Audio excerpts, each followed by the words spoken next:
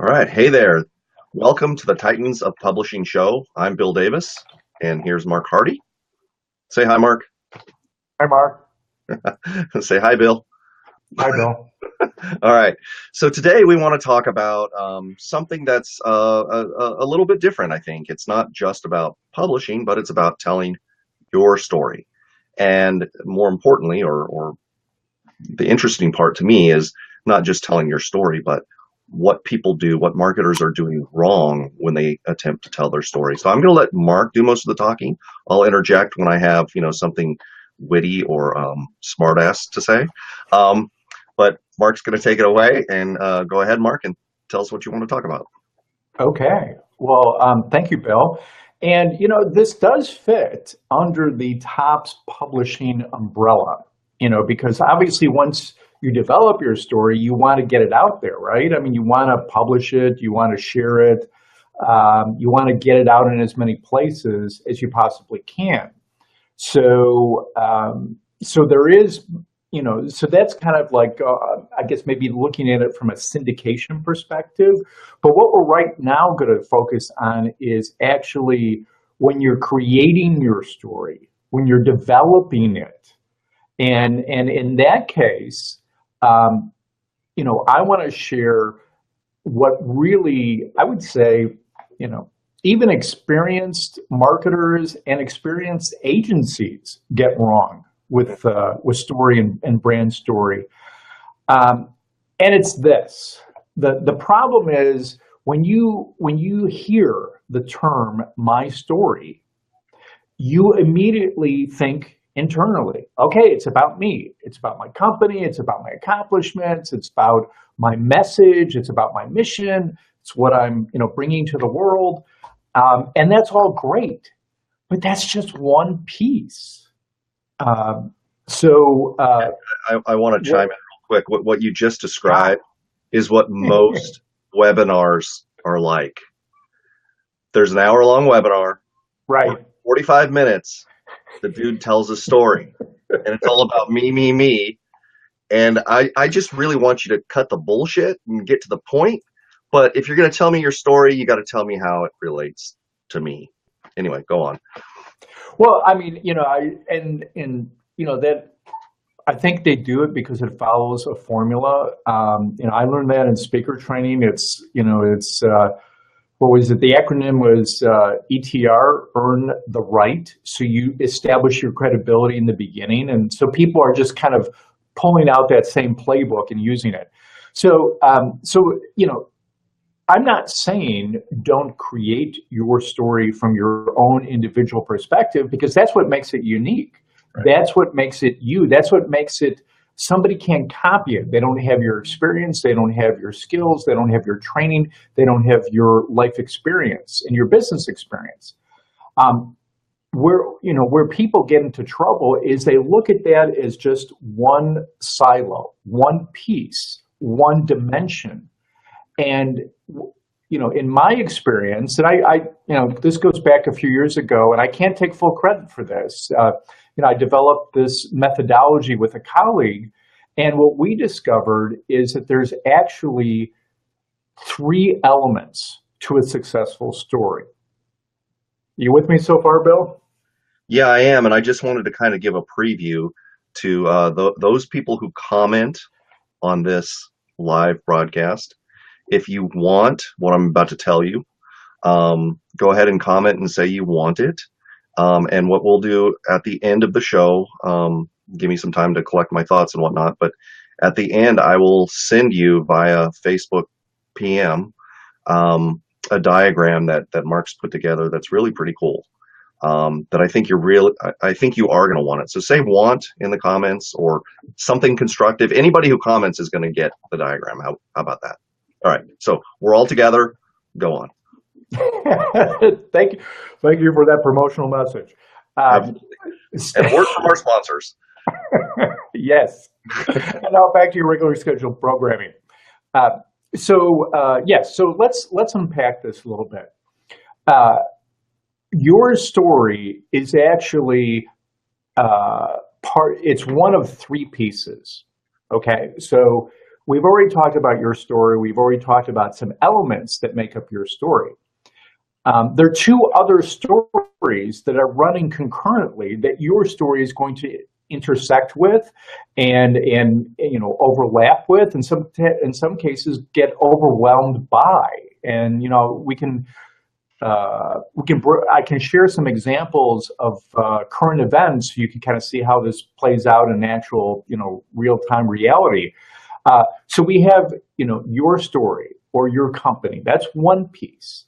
Then we have your customer or your prospect, and what story is playing up here? What story is playing in their heads?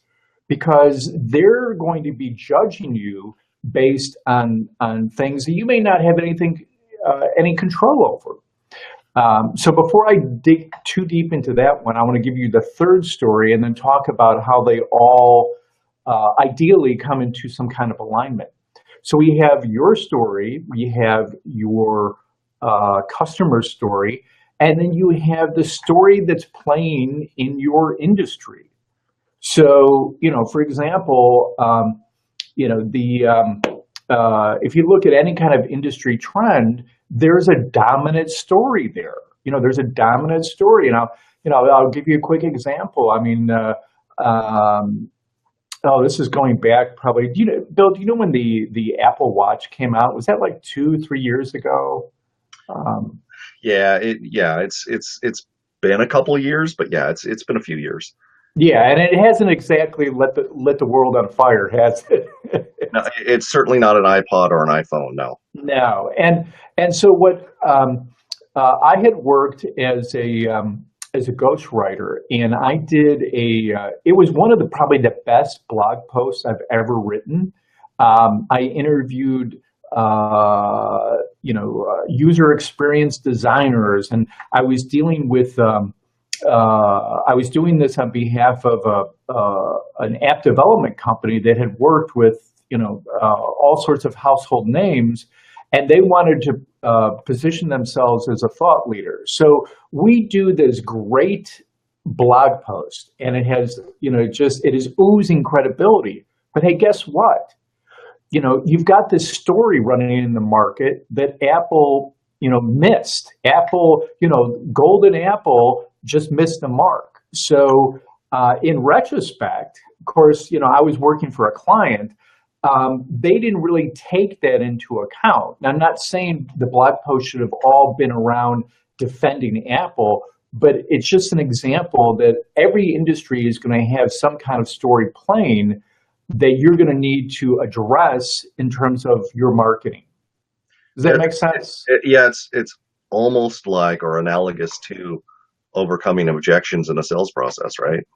Yeah, and as people are talking, or as people are kind of listening to this, they may say, "Oh, this is marketing 101, and everybody knows you need to appeal to your target audience. You need to do research about what trends are in your industry." And I don't disagree with that. What I'm saying is we've taken that methodology to the next level with, as Bill mentioned, this 3D diagram. And so if you can imagine, we have 3 spheres, 3 circles, and each circle represents a story. And ideally, you've probably seen this, it's like a Venn diagram. It's 3 equal circles, and where they overlap is a sweet spot. Yeah. Ideally, in the ideal world. Guess what? We don't live in an ideal world. Yeah. I would say in the work that I've done and the work that some of my colleagues have done, every issue there's an issue, there's a challenge of one of those stories is out of alignment. So for example, with the Apple story, instead of 3 equal circles, you had this huge industry circle of Apple Watch is a bust. Yeah. And then you had kind of the smaller stories about what does that mean to the customer or the prospect, and what does that mean to the people that are either, in this case, they were brand evangelists, because the ultimate motive was this company wanted to be developing apps specifically for the Apple Watch. So that was kind of their end game, and that's why they were trying to get into that space. But I mean, you could take a common example like United Airlines. I mean, they may have great deals, they may have great, but what are you going to think about when you think about flying United Airlines? And it seems like it's a race to the bottom right now, because I just read a story about America last week, or American Airlines last week, and what was it, Delta, either this week or late last week.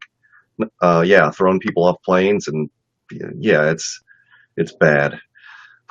But that's a whole other story. Yeah, so you may be thinking, oh well, I mean, like for people that know a little bit about PR, it's like, oh well, that's crisis management or crisis communications, and granted, those are extreme examples, but it's just to prove a point. And the point is, what story? If I can give you a little bit of homework, what story is playing in your market? I can tell you what are the challenges that I have in terms of when people are looking at my PR services or my PR products or training programs. The story that is playing in their heads is, and this granted is because of the market, small and medium-sized businesses, is that PR is a supplemental marketing tactic. It's like, okay, well, I know I need to have a website, I know I need to have email, and I know I need to have social media, and it might be nice to have some PR, but it's not in that must-have category. So that is the story that is playing that my story has to overcome. Yeah, Does that make sense? absolutely. That's a good point. That's a really good point. I hope everybody. So, you may want to say that again. Okay, well, I will say it again, but then I want to turn it back to you to see, because I know that you work in certain industry sectors, one of which is real estate. And I would love to see, just from our dialogue here, if you can think of what story is playing in that industry that the clients that you work with have to overcome. So, so just, Bill had said, repeat kind of an example, maybe not as extreme as, United being dragged off planes, or the Apple Watch being a bust. I mentioned my focus. If you do a search for my name, Marc Harty, and press release, you can see a lot of results, and that's good. I've established a thought leadership in that category. What's not so good is, and that is my story, so that is helpful. But one of the challenges I have to overcome is the story that's playing in the minds of my prospects. And because I'm not dealing with, Fortune 500 companies that do press releases almost daily, I'm dealing with small and medium-sized businesses. The story that's playing in their heads is PR is a nice to have, but it's not a must have. It's supplemental. It's not, I've got to do this. So that's one of those things in terms of their story that I have to come with my story, as well as, what's happening in the industry. So for example, I can pull in some industry statistics that say, did you know that press releases can integrate with social media? Do you know that they can integrate with video marketing? Did you know that they can integrate with influencer marketing? So now I'm taking all these things that people all are excited about, and I've kind of woven it into PR, and that's one way I can overcome that objection. Yeah, that's good. That's good. So, you mentioned me and working with real estate clients. Essentially, I work with a lot of real estate investors. Well, I shouldn't say a lot, a good number. And what's going on in the real estate market right now in their heads versus the heads of people who actually are the end users of the properties, like a homeowner, for example. Homeowners, I think it's just me. My training's in economics. That's where I got my degree, but I haven't practiced it since college. But my gut is telling me we're very close to where we were in 2007, 2008, where markets all over the country are at at the highest they've ever been. The median home price in Walnut Creek, California, for example, is, I think it's $990,000. That's the median home price. Mm. That's higher than it was in 2007, 2008, 2009, certainly. So what's going on in the heads of the buying public is, oh my God, things are great and things are going to keep going up, and I better buy now, because if I don't buy now, prices are going to be higher tomorrow. And rates, by the way, are going up too, so I better get in now before rates go up. And you look at the flip side of that, the people who are actually, the producers, developers of real estate, house flippers, whatever, they're looking at this and saying, oh shit, I lost everything in 2009 and 10. I better do something now. So everybody's got this like frenzy about them, on the one side to sell and on the other side to buy. And it's really driving up prices in a ridiculous, unsustainable fashion. So I think there might be, for my client, there would be his story. How is that intersecting with the market? Well, the market is made up of buyers and sellers. The buyers on one hand are like going nuts to buy, and the sellers are like going nuts to sell. There's very low inventory, meaning there aren't a lot of houses on the market, so prices are just going to go up naturally. And the thing with this industry is all that could change tomorrow. We saw that really quickly happen in I think it was 2008, right? Was that when Bear Stearns and Lehman Brothers and all those guys went belly up? It happened really fast, and then banks started. Yeah, and we were on the precipice of, in my opinion, total freaking disaster. Yeah, it came very close. Bill, let me jump in here because I think there's an important distinction, and then we should probably provide a little bit more details on what people will receive.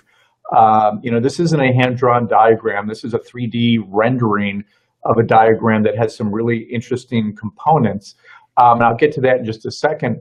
What struck me about what you said, Bill, is timing and circumstance. So, for example, that's what's happening now. But your clients, they don't, they need to be looking, this month, this year, next 3 years. So, what's in their story that can, translate and be consistent through all these, different ups and downs of the market. Of course, right now, or recently, it's just been going straight up. That a lot of times is, and this kind of gets back to why you want to have your brand story or whatever you want to call it. You're set up like this, because otherwise you're just kind of shooting from the hip, and you're like a leaf in the wind. You're responding to circumstances. Yeah. It's kind of like if you have the right story in place, and using your real estate as an example, even if the market tanks, there's a story there. They may say, hey, guess what? Value. Everything was overpriced before. Now, you can pick up a bargain. So, it doesn't mean you have multiple stories, but it means part of your story narrative. And that's another thing too, is there's your story, but then there's also your business narrative. And that involves some of the other pieces of communications. We're not going to get into that today, but it's part of a bigger picture. Mm-hmm. So I just wanted to share that to kind of riff or add kind of on some of the details. And that industry far better than I do. That's for sure. Yeah, they're the investors are definitely kind of feeling they're feeling a little bit of anxiety right now. There's a lot of different forces at play, and the ones who made it through the last time, they know they can make it through again, and the ones who are like kind of like new at this, they're going to be hit like they've never been hit before. But part of their story is, how did I weather the storm? How did I weather the last one? And how am I going to apply that to the next one? And if you invest with me, here's how I can make you money in up and down markets. And interesting. Yeah, it's kind of counterintuitive, but if you really think about it, it makes sense. the investors make more money when the market's down. They Yeah, just do, yeah, because they buy and things at not half just in price. real estate, Yeah, they in the buy stock things at half market price, too. and 2 years later, it's full price again, and then some. So yeah, all Yeah, you right. just have to have the right courage. Well, let me can I jump in and just provide a little bit more context? And this is where Facebook Live would be great if we had a screen share feature. So I'm just going to paint this picture in your mind. And as Bill said, uh, I've done this, and I've charged clients anywhere between $3,000 to $5,000 to deliver a story and a business narrative. And the foundation piece, the blueprint, if you will, is this diagram that I will share with you, that we will share with you for no cost. We just want engagement. We want you to comment. If you have a question, be happy to answer it. But as Bill said, we will private message you and send you this diagram so you really see brand storytelling, telling your story in a way you really, you didn't even know existed. Um, so here's a couple other things. The diagram contains what's helpful is you've got, like I said, these three spheres of the different stories. Your story, the story that's playing in your customer and prospect's mind, and the story that's playing in your industry. But then where do you slot the different marketing vehicles? Your product, promotion, pricing, competition. This diagram kind of will slot that for you, just again to give you a big picture on how it all comes together. Very cool. Very cool. Yeah. So yeah, So if this sounds interesting to you, I want to say two things. Number one, just in the comments, say you want it, and I'll PM it to you later today. And the second thing is, we're going to go in the not too distant future a lot deeper on this subject, but only for our subscribers or our members. So what I'll do is I'll PM you the diagram as well as a link to become a member, and it's free. There's no obligation. You can opt out at any time. All that, marketing mumbo jumbo legalese. But we're gonna dive deeper into this, because I think this stuff. I mean, this is really the stuff that most people, when they think of brand, they think of the logo. That's yeah, not what well, it's about. here's why this is important, and I want to really stress this. Uh, you need an edge. I mean, think of the buzz, phrases, the buzz terms. Content marketing. Okay, everybody had to do content marketing. Guess what? Everybody's doing content marketing, and now it's influencer marketing. Okay, are you an influencer? How can you connect with influencers? And yet these are just kind of reiterations of something that's much bigger, and it's something that people can't steal or copy, which is your story. And you do your story right, all these other pieces take care of themselves. So if you know if a company comes to me and says, "Hey, we have these needs. We're not getting enough traffic to our website." They just list a big thing. The first thing I'm going to look at is, what stories are playing, and are they in alignment or out of alignment? And it's like going to a chiropractor. I mean, you're going to need an adjustment. How big an adjustment depends on each of those pieces. If that makes sense. No, that makes total sense. Good. All right. Well, shall we make it a wrap for today? Wish everybody a happy hour and a good weekend. Absolutely. And you'll have to update us on the baseball game you were watching. I would rather not. I would rather not. I'm a Cubs fan. They were winning 2-0, 2 outs in the ninth against the Yankees. The Yankees hit a 3-run home run. So I don't even want to look. And I have a couple of friends who are going to gloat if the Yankees win. And so that's another reason to stay away. Yeah. Well, I'm a longtime Yankees fan, but I'm not a fan of baseball anymore. I don't really watch sports, but I have been paying attention to the Warriors for I jumped on the bandwagon, and they've won 6 in a row in the playoffs, so that's pretty cool. So we got that going for us. Yeah, I don't have anybody in the playoffs, so I'm no hockey, no basketball, no. Yeah, so I'm just a spectator. Well, yeah, our hockey team blew it, so. But they blow it every year. They even blew it last year when they were in the Stanley Cup Finals. So there you go. All right. So Mark, thank you very much. thanks everybody for listening. If you want that diagram, say you want it. If you watch this later, say you want it, and I'll get to it. And if I don't get to it, if you don't see it, bug me. I'm on Facebook a lot, You so are. it just means that I missed it, or I'm getting old. See, it slipped my mind. So, yeah, thank you very much for watching, and we'll see you next time. Thanks, Mark. Thanks, Bill. Bye, everybody. Bye.